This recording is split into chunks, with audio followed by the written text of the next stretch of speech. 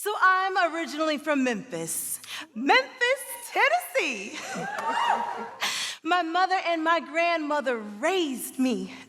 So at first, we all lived in the suburbs with my grandma. Me, my sisters, my mama.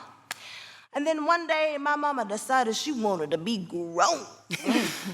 She got her own place in the hood.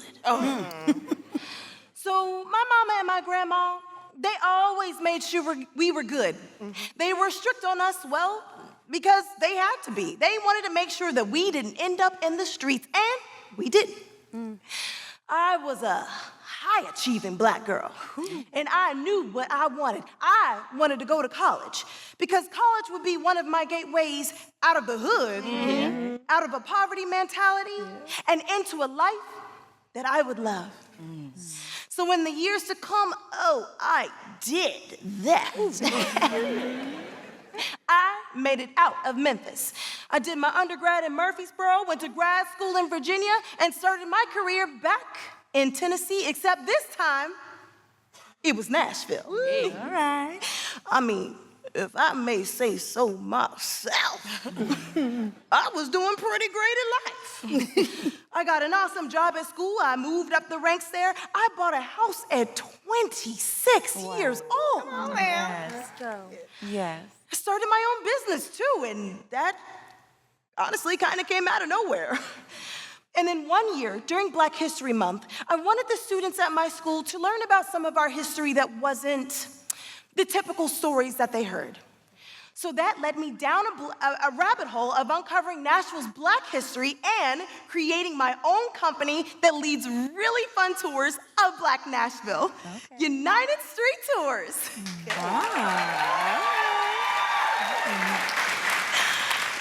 Oh, and that took off and became so successful that I was able to hire more people and leave my job in education.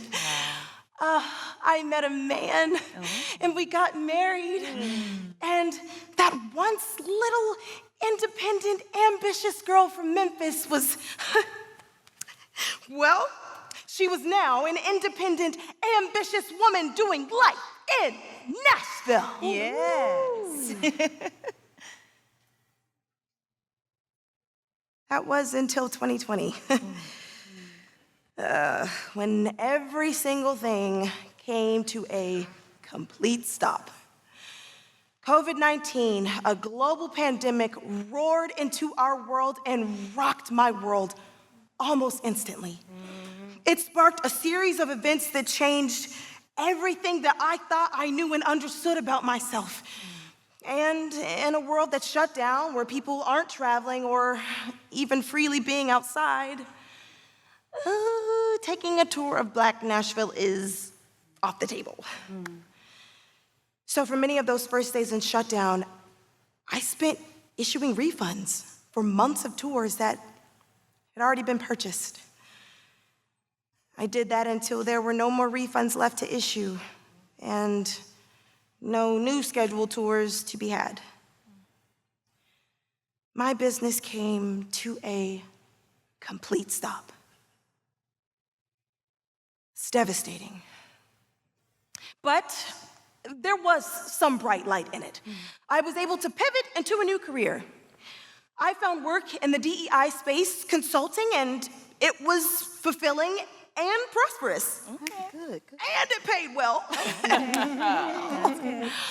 Very, very well. But I experienced some health issues. My arms were no longer working for me. It's like they didn't want to do what I told them to do, and my fingers were going numb, so I had to have surgery. And that's the thing about health scares like that, you know, when your body stops functioning the way that your body is supposed to function. That's shocking and extremely scary. And at the time, I was working around the clock, but I couldn't work because of surgery and recovery, and, well, no work means no money.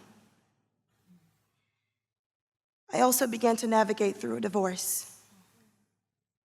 It felt like every single thing was closing in on me, physically, financially, emotionally, hit after hit after hit, back to back to back, and I just couldn't. So I left Nashville and I moved to Chattanooga. That was a decent experience. But after my divorce was final, well, I packed my bags and I moved in with my mom. She was living in Mississippi at the time. So I stayed there at my mama's house in the bed for a year. And then I went ghost and I disappeared. I was at the point where any and everything would overstimulate me. Someone would say, hey, good morning, and it was too much. It's like everything was too much. So I shrank into myself, and my nervous system was completely out of order for all that I had been through, and I couldn't. My mind and my body were frozen. Done. Finished. And I resigned myself to that. I was like, well, I guess this is where we are. This is what we're gonna do. We're just gonna lay here in this bed. I did that every single day. And then one day turned into the next day, and for a year, I was stuck there. It felt like my past, my present, and my future were all jumbled together, and there was no way to distinguish what was what. It felt like a storm or a tornado inside of my mind and my body, and I realized I hadn't cried or processed any emotion at all. I sank into an unrecognizable puddle of myself, and every day I just laid. I just laid in the bed. And then one day, I got a Facebook message from a well-respected woman in the community. And her message said, hey sis, how have you been? I haven't seen you in a while. Your voice is needed in the community. Your work is needed. Yes. How have you been? Where have you been? And then I was like, woo, hey girl. I got a few things going on physically, relationship-wise, health-wise. I really just need a minute to chill. And then she was like, okay, I understand. Things happen. But always remember, we're always going to focus on forward movement. Yes.